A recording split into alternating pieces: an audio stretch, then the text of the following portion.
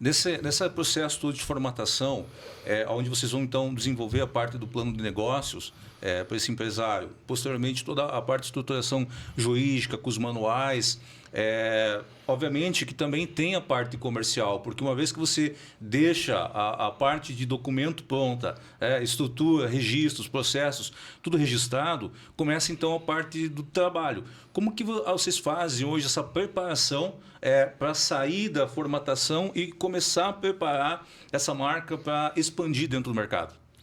Bom, hoje a gente dentro da Avante tem todos os processos mapeados, né? Então todas as áreas elas têm ali os seus passo a passo, né? Sem exatamente ali quais são os seus indicadores, né? Então a partir do momento ali que é feita essa formatação, é validado já pelo departamento, ela já é integrada ao marketing e ao setor de expansão, né? Porque a partir do momento que você tem os documentos, né, mínimos necessários para você poder replicar esse conhecimento, né, esse know-how para o franqueado lá na ponta, existe também aquela comunicação que você tem que ter com esses potenciais franqueados, né, investidores que vão entrar dentro da rede, né, que a gente vai buscar.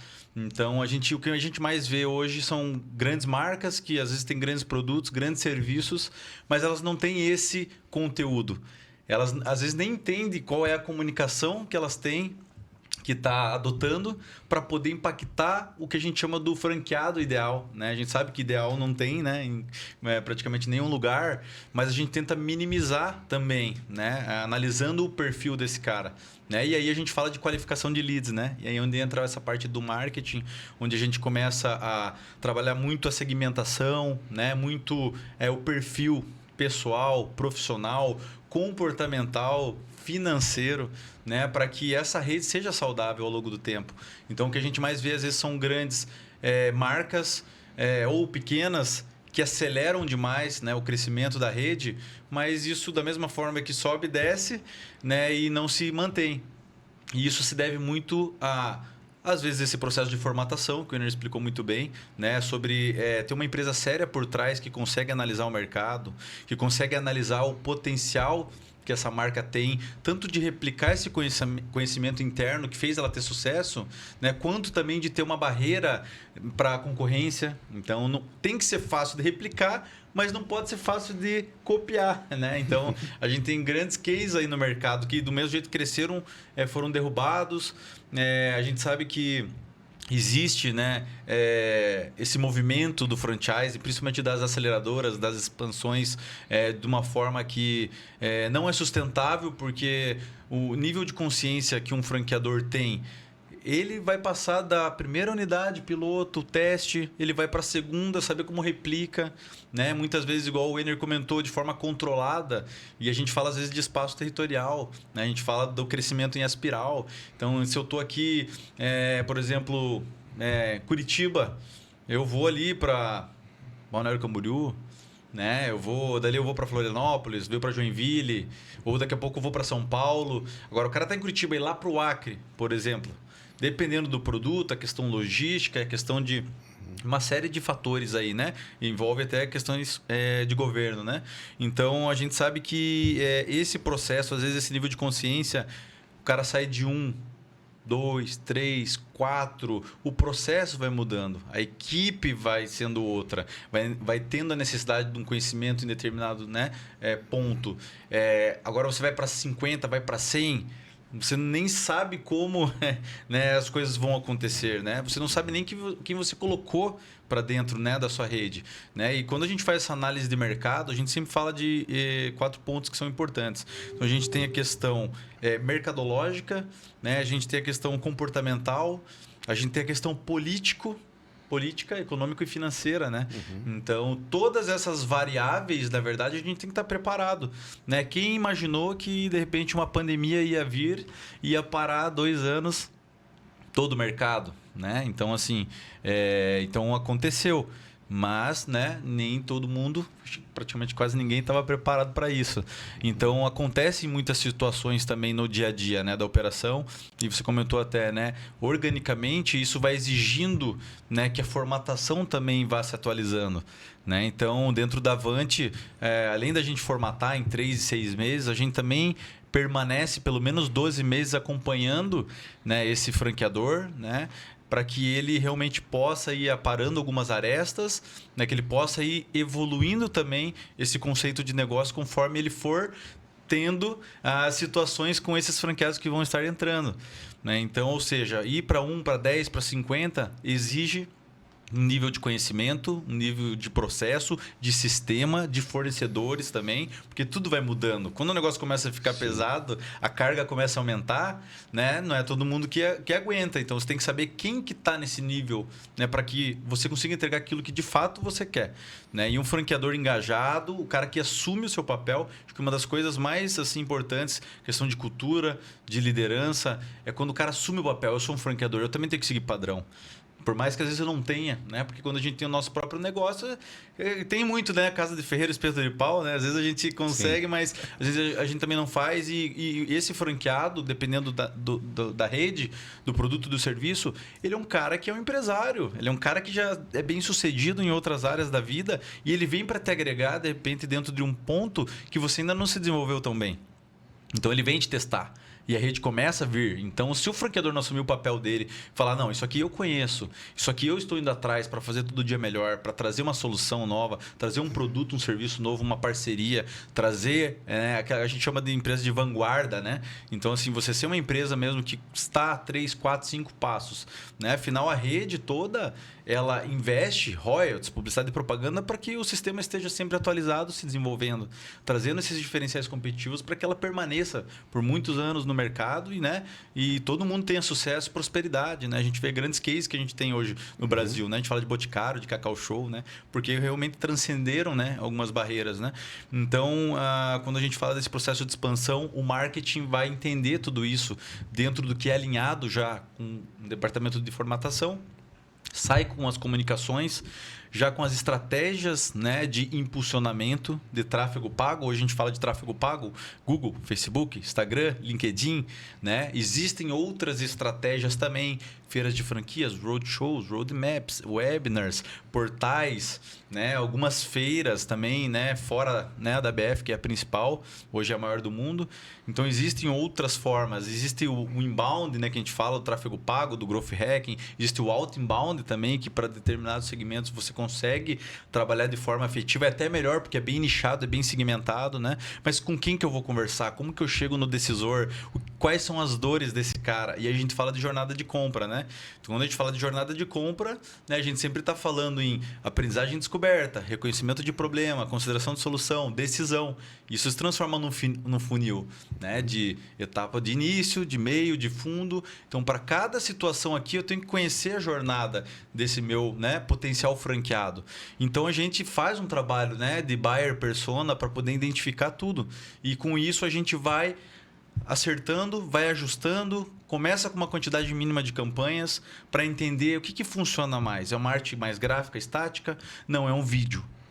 Quantos segundos? O que esse vídeo tem que falar? Qual que é a comunicação? Aí já envolve uma inteligência, né, de marketing, né, de copy, de texto. E aí, passado por esse profissional que cuida da segmentação para analisar qual que é a região, qual que é a idade, qual que é o perfil, o interesse, né, para a gente poder de fato, né, atender com o investimento que vai ser colocado também dentro desse negócio, né, porque a gente sabe que muda também, né, as características, o consumo, o comportamento, né, que a gente comentou, e a partir disso é validado, né, por esse setor de formatação e aí passa para a expansão. E dentro da área de expansão, hoje a gente também tem uma organização de integração, né, com toda essa área da franqueadora, né, com o próprio franqueador, com a equipe dele também, que é necessário estar envolvida, né, no início, porque é ele que está vivendo aquilo, aquele dia a dia. Ele que vai passar, né, a segurança. Né? A gente fala assim que nessa parte de vendas, a gente fala assim, cara, qual que é a maior e melhor técnica do mundo de vendas? Falar a verdade. Né? Então, sabe, é uma coisa assim, o cara tá sentindo aquilo. Você vai comprar alguma coisa de alguém, você sabe quando o cara tá tentando te empurrar, ou ele tá tentando te passar uma situação que às vezes não é realidade. Infelizmente, a gente viu muito dessas áreas de expansão, às vezes sem conhecimento de fato da operação do negócio, né? Caindo com um plano de negócio que muitas vezes lá na ponta, a gente sabe que na teoria prática é outra, né? É o contrário, né? Mas a gente sabe que tem que ter assim, um nível de conservadorismo, né? Até mesmo porque quanto tempo esse franqueador demorou para fazer o negócio dele dar certo? Quais pessoas estavam envolvidas e qual a situação? Às vezes era a única chance que o cara tinha, era tudo, era a vida dele, trabalhava 12, 13, 14, 15, 20 horas, né, dentro do negócio. E a gente... eu sempre falo isso, né? Franquia não é mais fácil. Franquia é mais seguro. Você está buscando segurança. Não é mais fácil. Você vai trabalhar talvez até mais. Por quê? Porque a partir do momento que você se torna empreendedor, empresário, dono do teu negócio, não tem mais 8 horas por dia, entendeu? Final de semana. A hora que tiver que fazer e tiver que estar lá para poder entregar, vai ter que estar.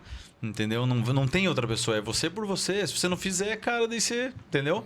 E o que acontece é que, às vezes, as pessoas elas vêm buscando a franquia como se fosse uma coisa que...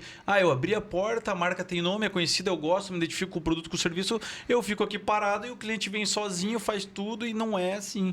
Você pode ter marca, você pode ter nome, você pode ter o que for, né? A gente tem experiência com personalidades que são famosas, são reconhecidas, mas se o franqueado na ponta não tem o papel dele, não vai lá e faz o trabalho dele de ativação, de relacionamento comercial, de equipe, né, de liderança, né, de contato com a franqueadora para poder, de fato, estar integrado, né, com o todo, vai começar a ter muito ruído, vai ter muito problema e daqui a pouco o cara não estava preparado, porque ele às vezes vem, né, de uma situação mais confortável, né, onde ele trabalhava e agora começa a empreender, às vezes não consegue sentir a pegada, esse ritmo e aí começa grandes problemas que a gente vê dentro das relações entre franqueadoras e franqueados, né?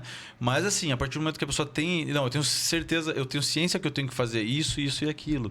E aí, por isso, a importância de uma boa circular de oferta de franquia, com as estratégias, com os direitos, deveres, responsabilidades, obrigações, né? Bem detalhadas do que eu faço, onde eu posso ir, o que eu não posso fazer, o que eu tenho que me comprometer, né? Então, quando você faz essa estruturação, essa formatação, e às vezes a gente vê no mercado, né, vem surgindo, né, o franchise vem crescendo, né, de 10% a 15% todos os anos, né? Fechou 211 bilhões aí, né, aproximadamente, no último ano, crescimento de quase 15%.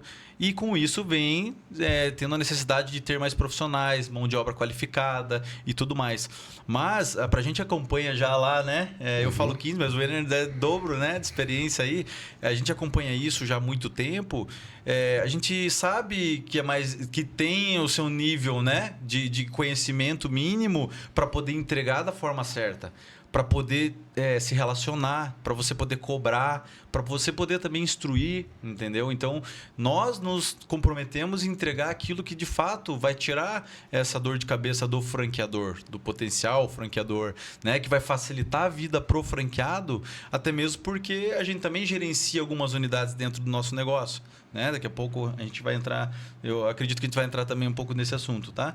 Mas o setor de expansão, finalizando aí essa pergunta, a gente tem tudo bem organizado dentro daquilo que a gente já conhece, dentro do que a gente também estudou dentro dessa marca e acompanha junto com o franqueador, validado por ele em vários pontos de perfil, né, do que pode falar, do que entrega, do que não pode, né? Porque às vezes o comercial na ponta quer vender, né? Obviamente, o cara depende, tem que bater meta. E a gente já vê casos de às vezes ter que omitir alguma informação ou ter que passar uma informação que de fato não é adequada com a área de operação, que depois vai ter que entregar isso, né? No nosso caso, como além de expansão, a gente também tem algumas consultorias e trabalhos de suporte, né, e auxílio também depois dessa operação. A gente sabe que tudo que a gente colocar para dentro, depois a gente também tem uma certa responsabilidade. Não de, às vezes, estar assessorando na prática, mas de que algum documento nosso de formatação esteja preparado para poder estar ajudando, né, esse franqueador lá e que a rede dele, né, consiga prosperar.